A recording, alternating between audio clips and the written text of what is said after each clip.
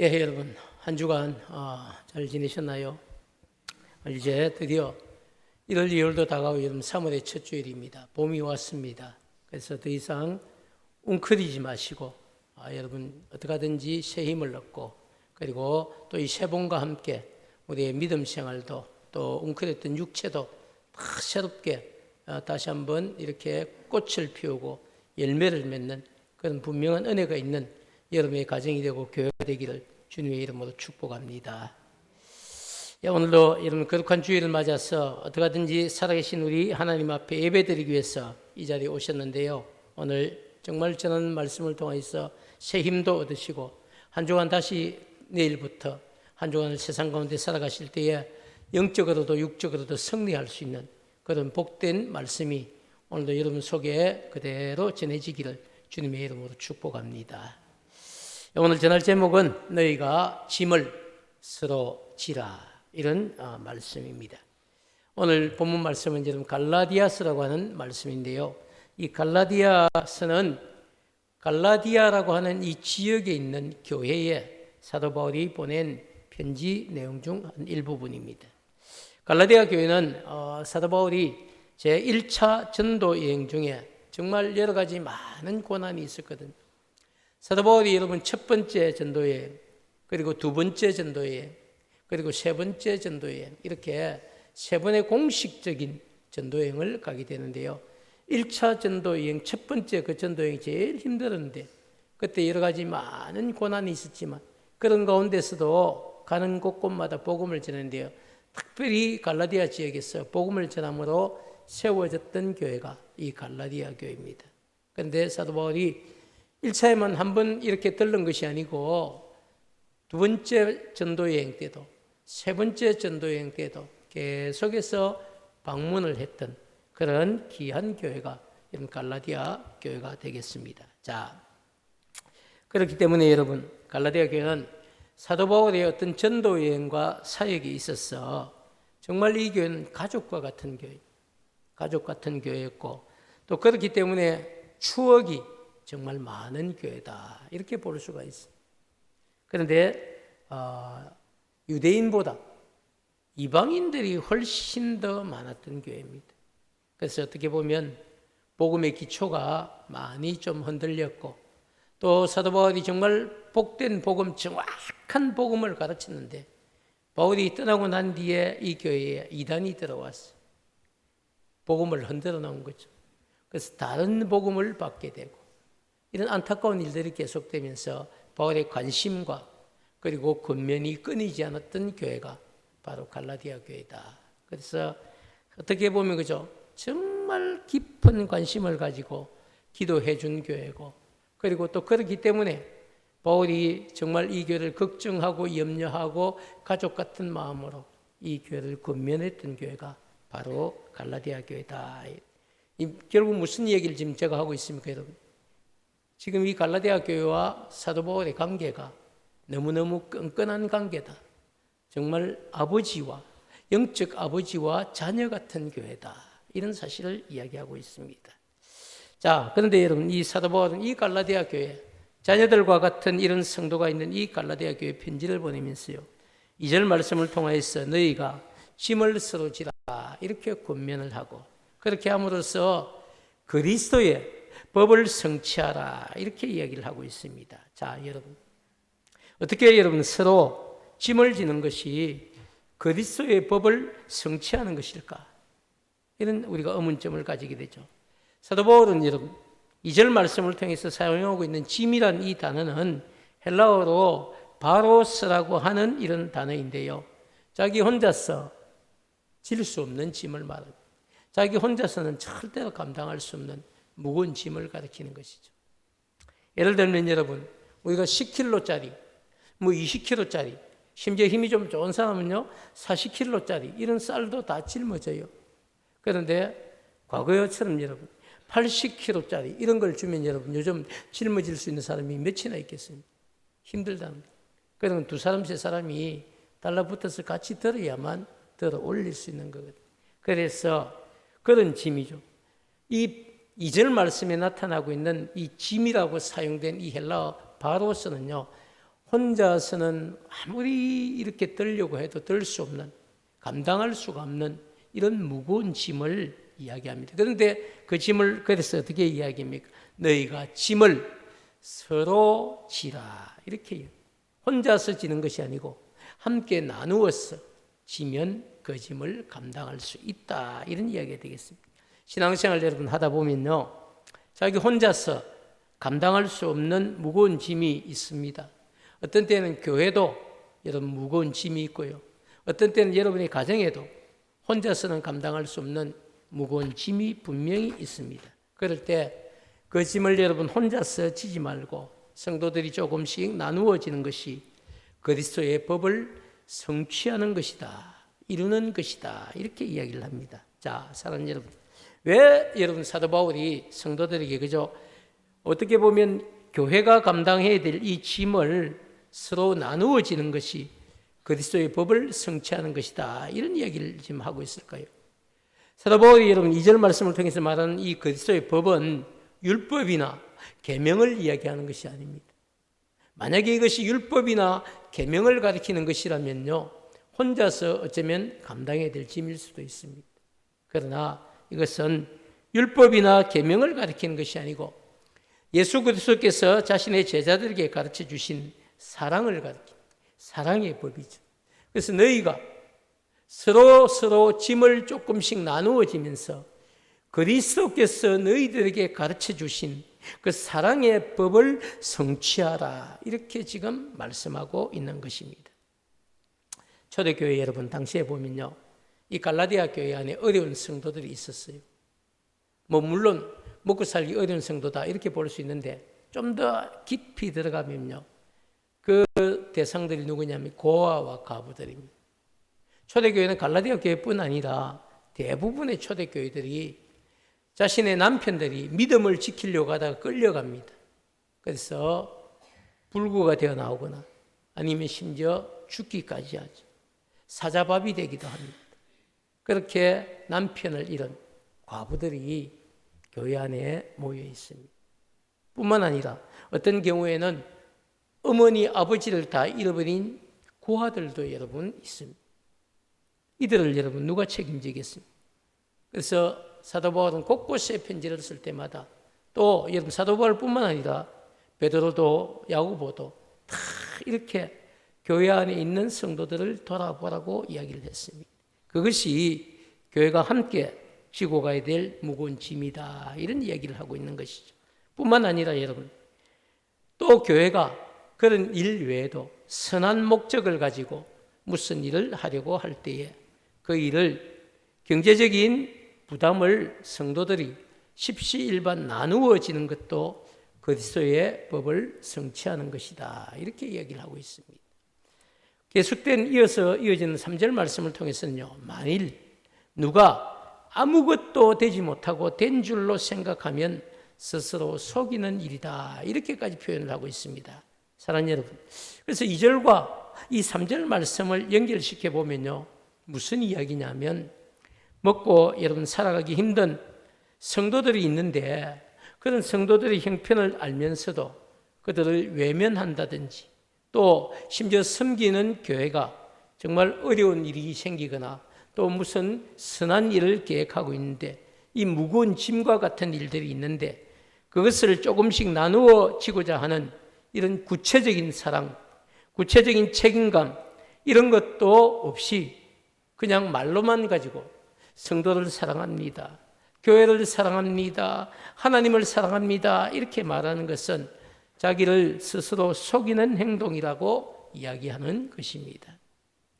자, 여러분, 사도 바울은 2절과 3절 말씀을 통해서요, 그래서 너희가 짐을 서로 지라, 무거운 짐, 혼자서 질 수 없는 짐, 함께 감당해야 될 짐을 서로 지라, 그래서 그리스도의 법을 성취하라, 이렇게 이야기를 합니다. 그리고 스스로 그 일 앞에서 자신을 속이는 자가 되지 말라. 말만 가지고 교회 사랑합니다, 하나님 사랑합니다 이러면서 스스로 속이는 자가 되지 말고 정말 이런 좋은 기회가 왔을 때 그 일에 함께 짐을 나누어 질 수 있는 그런 복된 성도가 되라고 말씀하고 있습니다. 사랑하는 여러분, 어떤 상황에서도 우리가 그리스도의 법을 성취할 수 있는 그런 귀한 선택, 복된 선택을 할 수 있는 여러분 되시기를 축복합니다. 여러분, 그리고 4절 말씀을 통해서는요, 각각 자기의 일을 살피라 이렇게 권면을 합니다. 각각 여러분 자기의 일을 살피라, 이게 무슨 뜻일까요? 자기의 일을 살피라는 것은요, 내가 성도로서 어떻게 생활하는 것이 옳은 일인지 자기 자신을 한번 돌아보고, 내가 과연 복된 처신을 하고 있는가, 제대로 살고 있는가, 성도답게 살아가고 있는가, 내가 정말 감당해야 될 일들을 감당하고 살아가고 있는가, 자기 자신을 한번 더 살펴보는, 더 나아가서 자기가 정말 감당해야 될 몫이 있다면 그 짐을 지는 것이 그리스도의 법을 성취하는 것이다, 이렇게 이야기를 합니다. 사랑하는 여러분, 그렇게 여러분 자신의 몫을 감당하고 그 짐을 살아가는 성도는 그죠? 자기의 결정을 기쁘게 여기고, 또 다른 사람에게 자기 자신이 한 일을 자랑하지 않고, 그리고 자기 스스로 자신을 자랑스럽게 여기면서 살아가게 된다는 사실을 이야기하죠. 어리석은 사람은요, 자신이 무엇인가를 하고 그걸 막 동네방네에 막 떠듭니다. 자기 스스로 자랑을 하는. 그러나 정말 지혜로운 사람은 자랑은 다른 사람이 하게 하고, 이게 잠언의 말씀입니다. 그것이 여러분 진짜 지혜죠. 그리고 또 우리가 정말 하나님 앞에서 최선을 다해 살면, 그러면 하나님께서 우리에게 정말 그 일들을 기억하시고 더 많은 것을 여러분 갚아주시는 것이 하나님의 사랑이고 또 하나님의 은혜죠. 그렇기 때문에 여러분 정말 사도 바울이 오늘 갈라디아 교회에 주고 있는 이 복된 가르침이, 저는 오늘 이 시대를 살아가고 있는 우리 교회, 품은 교회도 그대로 나타나기를 주님의 이름으로 축복합니다.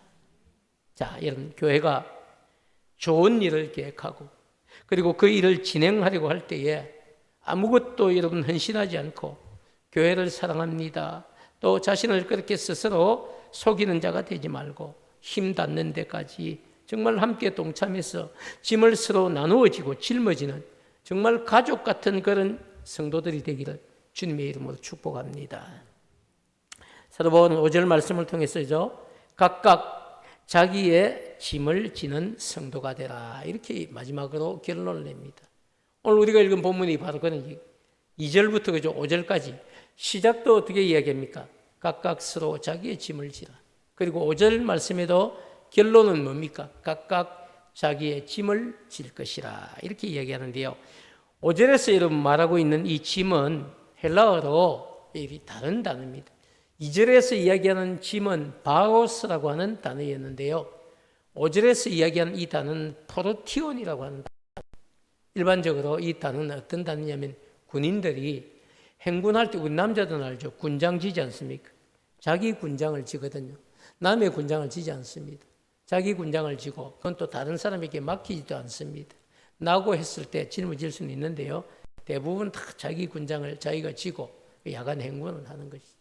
그렇게 지는 짐을 뭐라고 하느냐? 포르티온, 이렇게 이야기합니다.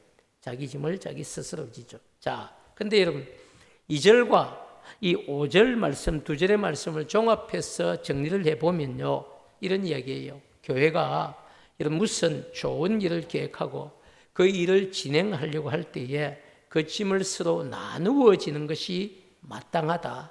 그런데 더 나아가서 내가 감당해야 될 몫은 내가 져야 한다, 이런 이야기를 하는 것이죠. 그래서 2절 말씀은요, 서로 나누어 져야 될 짐을 가리키고, 그리고 5절 말씀은 행군할 때 자신이 짊어져야 될 몫의 짐을 가리킵니다. 그러면 어떤 이야기입니까? 큰 짐이 있는 겁니다. 큰 짐 무더기가 있어요. 이 짐은 혼자 못 집니다. 그래서 그 짐을 지고 가야 되는데, 그 짐을 지고 가는 것이 그리스도의 법을 성취하는 것인데, 그런데 5절은 그래서 너는 네가 감당해야 될 몫만 네가 지고 가면 된다, 지금 이런 이야기를 하는 겁니다. 자, 사랑하는 여러분, 그리고 연결된, 바로 밑에 연결된 말씀 중에 8절 말씀이 있는데요, 한번 같이 읽도록 하겠습니다. 8절 시작. 자기 육체를 위하여 심는 자는 육체로부터 썩어질 것을 거두고 성령을 위하여 심는 자는 성령으로부터 영생을 거두리라. 자, 육체를 위하여 심는 자죠. 자기 몸을 꾸미고 또 자기 먹을 것을 챙기고 자기만 생각하는 사람. 하나님이 나를 생각하지 않죠. 그래서 육체를 위하여 심는 자는 육체로부터 안타깝게도 썩어질 것만 거두게 되고, 성령을 위하여 심는 자, 성령으로부터 영생을 거두게 된다라고 분명하게, 이 영생이라는 단어 안에는 여러분 많은 것들이 들어있죠. 생명의 면류관, 의의 면류관, 영광의 면류관도 여기 다 들어있고요. 또 이 땅에서 살아가는데 필요한 모든 것들을 채우시는 하나님의 은혜와 축복이 들어가고 있습니다. 사랑하는 여러분, 우리 교회가 이곳에 자리를 잡고 이렇게 입당을 하게 된 지, 여러분이 앉아있는 이 예배당에 입당한 지 벌써 18년이 되었습니다. 18년 전에 여러분 입당을 하고 교회 안에 여러 가지 집기들을 넣었을 때만 해도 최신 의자였습니다. 지금 여러분이 앉아있는 게 18년 된 거예요. 처음에는요, 많은 분들이 입당을 해서 얼마나 부러워했는지 모릅니다. 이거 품원교회 의자 보니까 최고로 좋더라 이랬어요. 또 여러분 음향기계를 듣더만, 이야, 품원교회 음향기계 너무 좋다 이런 이야기를 했어요. 뿐만 아니라 냉난방기도 그때만 해도요 정말 최고급이었어요. 성능 빵빵하죠. 얼마나 좋은지 모릅니다. 자, 그런데 여러분, 어느새 세월이 18년 흐르는 동안에 교회 안에 있는 모든 집기들, 그리고 냉난방 기계까지 세월과 함께 너무 낡아버렸습니다. 제일 미안하고 죄송한 것은요, 예배 드릴 때마다 저는 사실 추울 때는 히터 켜고 싶고 더울 때는 에어컨 틀고 싶습니다. 그런데 히터를 켜면요, 히터 소리가 너무 커서 말씀을 전할 수 없는 겁니다. 그래도 여러분, 말씀을 전하기 위해서 어쩔 수 없이 히터를 끄야 했지만 제 마음은 늘 불편한 겁니다. 그리고 겨울뿐 아니라 여름에도 예배를 드릴 때 에어컨을 여러분 켜면 정말 좋죠. 시원한데 끄면 덥고, 그런데 에어컨을 켜면 소리가 너무 커서 말씀을 전할 수 없는 그런 형편 때문에 사실은 끌 때마다 마음이 아픈 겁니다. 겨울뿐 아니라 여름에도 예배를 드릴 때 그죠? 얼마나 여러분 좋은 환경이 됐으면 좋을까, 그런 생각은 있지만, 그러나 기계 소리가 소음이 너무 심하고 그렇게 해서 끌 수밖에 없었던 그런 제 마음의 안타까움들이 있었습니다. 그뿐 아니라 여러분, 지금 우리 교회로 들어온 이 전력이 저는 잘 모르지만 전문가의 말에 의하면 100kW라고 합니다. 더 이상 여러분 전기를 승합시킬 수가 없고, 승합을 하려고 하면 여러 가지 많은 투자를 해야 된다고 합니다. 돈이 엄청 많이 들고 공사를 해야 된다고. 그리고 전기세도 지금보다 훨씬 더 많이 내야 된다 이런 이야기를 합니다. 그래서 지난 주일 오후 예배를 마치고 우리 당회원들이 한자리에 모여 있습니다. 그래서 오랜 동안 이런 문제를 놓고 심사숙고해서 많은 이야기를 했습니다. 그리고 오랜 뒤에 내린 결론이, 이제 여러분 다음 달 4월 달이 되면 우리 교회가 교회를 설립한 지 20주년이 됩니다. 우리 교회 나이가 20살이 된다는 이야기입니다. 그래서 20주년 행사를 어떻게 할까 고민하다가 다른 행사를 하지 말기로 하고, 1층부터 우리 4층 우리 아이들 교육관도 마찬가지입니다. 교육관의 형편도 소음이 너무 심하고 전기가 소모가 너무 많이 되는 겁니다. 그래서 요즘은 냉난방기를 여러분 전기가 조금 들고도 성능이 너무 좋은 이런 냉난방기를 다시 교체를 하게 되면 교회 전기도 낮출 수 있고 전기세도 지금부터 계속 줄일 수가 있고, 그리고 조용한 환경 가운데 예배를 드릴 수 있다, 이런 전문가의 조언이 있었습니다.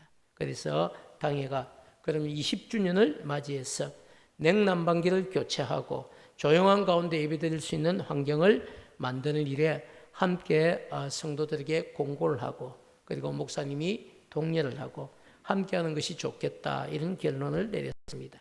그래서 오늘 여러분 주보 칼럼에도 제가 대략적인 것을 적었고요. 그 무엇보다 여러분, 성도의 삶에 있어서 예배는 어떤 것보다 중요합니다. 예배가 살아야 여러분 교회가 사는 것이고요. 또 예배가 살아야 우리가 힘을 얻을 수 있습니다. 예배를 통해서 여러분 우리가 무엇을 넣습니까? 하나님의 음성을 듣는 겁니다. 그래서 저는 환경이 여러분 그렇게 중요하지 않다고 생각했지만 어느 순간에 오니까 여러분 감당하기 힘든 정말 여름이면 겨울이면 좀 더 좋은 환경에서 어떤 분들은 추워서 덜덜덜 떨고 있고 어떤 분 여름이 되면 또 더워서 부채질을 막 하고 있어요. 가슴이 아픈. 그래서 어떻게든지 환경이 좋아져야 되겠다 생각을 이번 기회에 정말 우리 하나님께서 주신 좋은 기회라고 생각하고 그리고 감동이 있을 때에 하나님께서 기뻐하실 이 일에 동참할 성도들을 모집해야 되겠다 이런 생각이 들었습니다. 냉난방기 여러분 업체 몇 군데를 통해서 조사를 다 해보니까 1층부터 우리 4층까지 우리에게 필요한 냉난방기 대수를 알아보니 총 8대가 기본적으로 필요했어요. 그래서 8대 설치비까지 다 합쳐서 전체 예산이 총 2,500만 원 정도가 된다고 이렇게 들어왔습니다. 너무 감사하게도 우리 지난주일 김은숙 집사님 가정에서 남편 양희창 성도가 동의를 해주시고 그리고 김은숙 집사님 가정에서 냉난방기 한 대를 헌물하기로 하고 큰 헌금을 미리 해주셨습니다. 마중물 헌금이 되었습니다. 저도 제 아내와 그 감동을 받았죠. 아니 참 이렇게 귀한 헌금을 이렇게 우리가 1번 해야 되는데 저렇게 헌금을 해주시는구나 이런 마음의 감동이 있어서 저희들도 오늘 한 대를 헌물하기로 했습니다. 그래서 이미 2대는 여러분 이제 나왔고 여러분 꼭 한 대씩 하라는 것 아닙니다. 10만 원도 좋고요. 20만 원도 좋습니다. 또 내 마음이 좀 더 감동이 오면 50만 원도 좋고 100만 원도 좋습니다. 여러분 이번에는 모두 다 동참하는데 그 의의가 있습니다. 뭐 한두 명이 다 하는 이런 것보다 여러분 정말 기도하는 마음으로 나도 이 예배의 은혜 받기 위해서 내가 은혜 받기 위해서 10만 원에도 내가 헌금을 해서 냉난방기를 바꾸는데 나도 동참을 해야 되겠다. 여러분 이런 마음으로 함께 참여해 주시면 일이 여러분 우리에게 시험이나 어려움이 아니라 얼마나 큰 기쁨이 되겠습니까? 또 다 바꾸고 기계를 볼 때마다 어떤 마음이 들겠습니까? 저거 내가 헌금해가 바꾼 건데 이런 마음이 들겠죠. 볼 때마다 여러분 그것이 이쁘게 보이지 않겠습니까? 사랑하는 여러분 어떻게 하든지 저는 이런 귀한 기회가 왔을 때에 여러분이 함께 동참하는 기쁨이 있기를 축복합니다. 사도 바울은 갈라디아 교회를 향해 너희가 짐을 서로 지라 이렇게 이야기했습니다. 바꾸어 이야기하면요. 짐을 서로 질 수 있는 이런 기회는 아무 때나 오는 것이 아닙니다. 교회가 설립 20주년 정말 귀하죠. 이 20주년을 맞아서 무엇을 할까 당회가 고민을 하다가 교회 전체 냉난방기를 한번 바꾸고 예배 환경을 바꿔야 되겠다 이렇게 생각하죠. 이 내년에 또 오지 않습니다. 다음 어떻게 오지 않습니다. 이번 20주년 기념사업으로 딱 한 번 오는 것이고요. 그리고 또 이런 일들은 30주년이 되면 또 누군가 이 일을 하겠죠. 그러나 20주년 기념사업으로 우리가 할 수 있는 일은 예배 환경을 한번 바꾸는 것이다. 이런 사실이죠. 교회가 여러분 좋은 일을 계획하고 그 좋은 일을 실행하려고 할 때에 그 일에 함께 동참함으로 짐을 서로 질 수 있기를 축복합니다. 혹시라도 여러분 그렇지 않겠지만 정말 혹시라도 내 마음에 이게 부담이 된다. 그리고 내 마음에는 별로 감동이 없다. 그럼 여러분 억지로 동참하지 마시기 바랍니다. 억지로는 하고 난 뒤에도 은혜가 안 됩니다. 기쁜 마음, 단 10만 원에도 여러분 기쁜 마음으로 냉난방기 구입에 기쁜 마음으로 함께합니다. 얼마나 좋습니까? 사랑하는 여러분, 적은 물질이라도 함께하고 싶은 마음을 가지고 동참하실 때에 하나님께서 그 마음을 여러분 받으시고 더 많은 것으로 갚아주실 것입니다. 7절 여러분 후반부에 이런 말씀이 있어요. 사람이 무엇으로 심든지 그대로 거둘 것이라. 사람이 무엇으로 심든지 그대로 거둘 것이라 말씀하고 있습니다. 더 나아가 연결되는 8절 말씀을 통해서 그죠? 자기 육체를 위해 자기 몸을 위해서 늘 자기 몸이 먼저고 자기 몸만을 위해서 사는 자는 육체로부터 썩어질 것을 결국 거두게 되고 그리고 성령을 위하여 심는 자는 성령으로부터 영생을 거둘 것이다 말씀합니다. 축복의 약속이죠. 사랑하는 여러분, 하나님께서 품은 교회를 목회하는 저에게 먼저 감동을 주시고 또 함께하는 당회원들에게도 단 한 분도 부담스러운 이야기 하지 않았어요. 모두에게 감동을 주셔서 결정된 일입니다. 그렇기 때문에 이 일은 반드시 좋은 결과를 주실 것이 분명하고 또 일에 동참한 성도들에게도 먼저 마음의 기쁨을 주실 것이고 그리고 더 나아가 삶의 현장에 물질의 축복을 반드시 주실 것이라고 믿고 확신합니다. 사랑하는 여러분, 저를 한번 보시죠. 목회자가 제일 하기 힘든 설교가 뭔지 아시죠? 잘 모르십니까? 저는 압니다. 가르쳐 드릴게요. 목회자가 제일 하기 힘든 게 헌금하자는 설교입니다. 사랑합시다. 믿음으로 삽시다. 이런 거 얼마든지 할 수 있어요. 그런데 여러분, 정말 하기 힘든 설교를 저는 오늘 정말 오랜만에 하고 있습니다. 여러분 아시죠? 제가 헌금 설교 같은 거 잘 못하는 것, 또 안 하는 것. 왜? 가급적이면 여러분들에게 부담을 드리지 않고 주신 은혜대로 살기 위해서 그렇게 합니다. 그런데 여러분, 어떤 때 여러분이 정말 헌집에 살다가 새집에 들어갈 때 있지 않습니까? 그럴 때는 도배도 하고 장판도 바르고 여러분 샤시도 갈고 다 리모델링 해가 들어가지 않습니까? 그럴 때 여러분 빛을 내서라도 투자를 하죠. 그게 여러분 사람들이 살아가는 삶 아닙니까? 저는 오늘 여러분에게 그래서 한번 같이 기쁜 마음으로 20주년 설립 기념을 맞아서 우리가 예배 환경을 바꾸는 일에 한번 동참해 보자고 권유를 하는 겁니다. 그래도 내 마음에 감동이 없으면요, 안 하시면 됩니다. 그리고 작은 것이지만 나도 함께하고 싶다 그런 마음이 있으면요, 동참하시면 두고 그것이 여러분에게 큰 기쁨이 될 줄 믿습니다. 사랑하는 여러분, 오늘부터 오랜 기간 하지 않습니다. 오늘부터 여러분 3월 첫 주부터 4월 첫 주까지만 부활의 아침이 오기까지 그죠? 고난주간까지만 하고 부활주일에는 이제 이 헌금을 하지 않고 그때까지 들어온 헌금으로 모든 것을 정리하고 그리고 냉난방 기계를 구입하고 이것도 여러분 6월 안에 모든 공사를 끝내야 됩니다. 그래야만 기계도 빠르게 구입할 수 있고 공사도 끝내고 6월 첫 주부터 여러분이 예배 시간에 에어컨 빵빵하게 틀고도 예배할 수 있는 조용한 가운데 시원하게 예배할 수 있는 그런 환경을 우리가 경험하게 될 줄 믿습니다. 사랑하는 여러분, 어렵지만 십시일반으로 여러분 헌금해 주시면요, 그것이 여러분에게도 귀한 간증이 될 줄 믿습니다. 함께 여러분 무거운 짐을 누구 하나 지라 이렇게 하고 하는 것이 아니라 함께 내 몫의 짐만 나누어질 수 있으면 그 덩거리가 다 해결되는 그런 분명한 은혜를 몇 주 지나서 이 강단에서 제가 기쁜 마음으로 여러분에게 보고하고 간증할 수 있게 되기를 축복합니다.